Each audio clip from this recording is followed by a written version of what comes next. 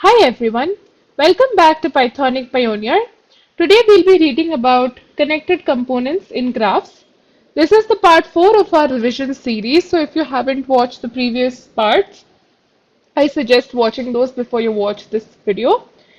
Connected components. So something that we did not talk about in the previous video is that when we were doing a DFS, we were just doing it on a starting node, right? And that we considered that starting node. But if we wanted to um, let's say get the max height or something, you can't expect to cover all the nodes in a graph. Like let's say you wanted to count all the nodes in a graph. You can't just do it do a DFS on like the starting node and expect it to cover all the nodes because it could be that that graph has like a bunch of separate connected components. So one has like 1, 2, 3 nodes, the other has 4, 5, 6, 7 nodes, and then another has the last two 9, 10 nodes maybe.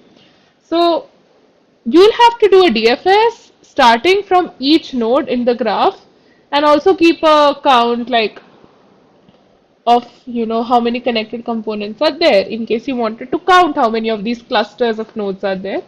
That's exactly what we'll be doing here.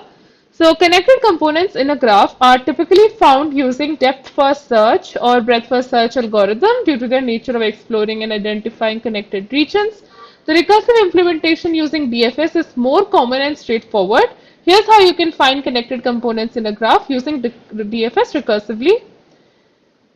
So we have this graph with a bunch of connected components, and as you can see, this F is like not connected to anything. So this F will be one connected component. This will be counted separately. Components is like passed in the graph here. There's a DFS function that can be written here. So Python allows you to do that. Seems like something is wrong in this. Let me see. Why is this doing this? Okay, now it's right. So this is, and I'll just ignore this part for now and come to this part. So we have a visited set which we are initializing as an empty set, and then we have the components list. So for each node in the graph, if node is not in the visited set, then initialize an empty components list and do DFS of node and component. And components dot append components. So this returns like all of the components. So if let's say DFS node component and visited add, so we add this node to visited and we also add this node to component. So for neighbor in the like the neighbors of this node, if neighbor is not in visited, DFS of neighbor comma component. So now when you come back, you'll have all of these existing components in there. Return component. So this basically returns all the separate components of the thing. So let's go through this again. For each node in the graph, if the node is not visited, then initialize an empty component for this node. Perform DFS on this node, which will give you all the connected nodes like one by one. So if this goes here and then like the components get added, so basically the all of the nodes in the DFS keep getting added to this component. And for each neighbor in this node, if neighbor is not in the visited, DFS of neighbor of component. So you get this whole component here and then you just add it to the components array. So that's what you do.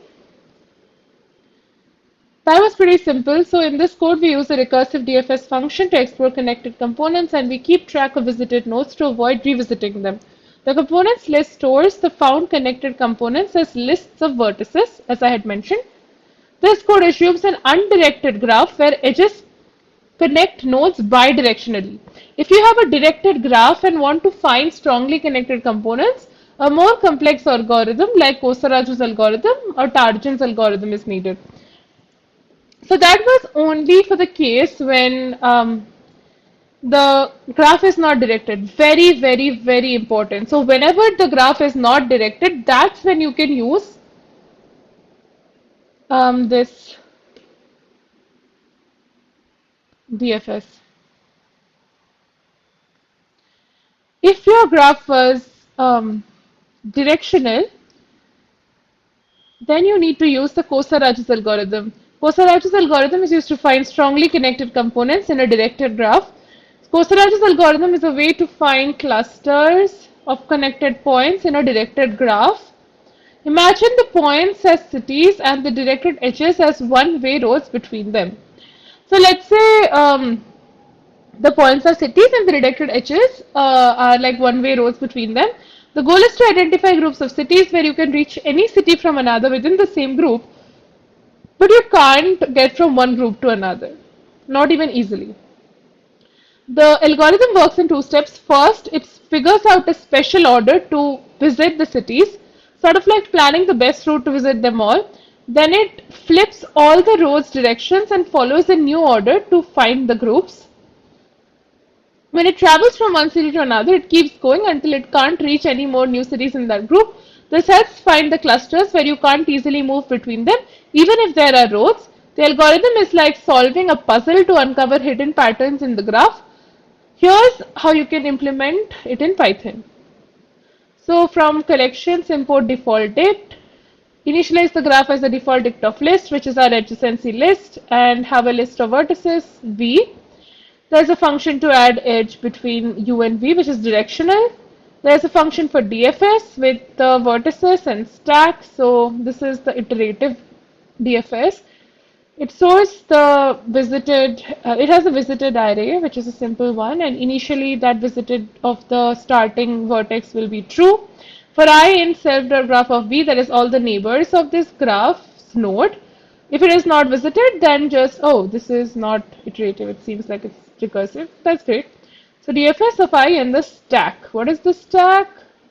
Stack depend v. Basically, it's like our visited set. Okay. There's also a transpose function, which, so there's a graph G, which also has the same vertices, but for I in this graph, for each like set of, let's say, edges, it just adds an opposite edge. Now there'll be the main Kosa-Raju algorithm function. So we take an empty stack first, and for I in range of self.v, if not visited of I, then call DFS on this I and stack.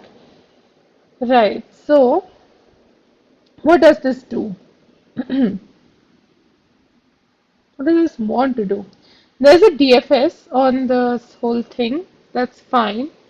Okay, so does it store the DFS is the question. What happens? Okay, yeah. So basically this is what is storing a result of the DFS order. Great, perfect. Then we have the transpose graph, which is again the transpose, which is our all the directions reversed. Now we clear the visited array. Then we need to see the connected component. So while stack, we'll pop each element from the DFS. So let's say the first one will be the first root node.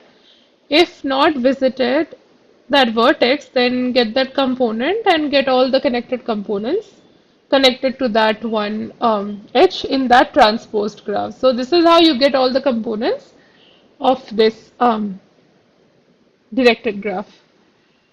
In this code, the graph represents a direct graph, and the Kosa-Raju's method finds strongly connected components using Kosa-Raju's algorithm. Forms two DFS traversals, one on the original graph and another on the transposed graph where all the edges are reversed. So basically the first thing that we do is have a DFS traversal ready. Then we transpose the graph and pop each node from the existing DFS and check and perform a DFS on the transposed graph to see what are the nodes that are connected, because now that connection that used to be is reversed. The transpose kind of isolates each connected component from each other. This is what we need to remember. So two things. The first one is getting connected components. Go through all the nodes in the graph and just perform DFS on each node to see how many connected components are there. Two important things are having the visited array and checking if that component like that exists or not. That's it. And just append that node to the component. So that does the job. In Kosaraju, we first will do a DFS on the existing graph, then transpose that graph, and then um, pop elements from the existing DFS and find like then do a DFS on the transpose graph to see what are the connected components, because reversing, like transposing the graph, kind of disconnects the strongly connected components from each other. That's the main thing that we need to learn. So that's it for this video. Thanks for watching. If you like this video, please like and subscribe. Have a great day.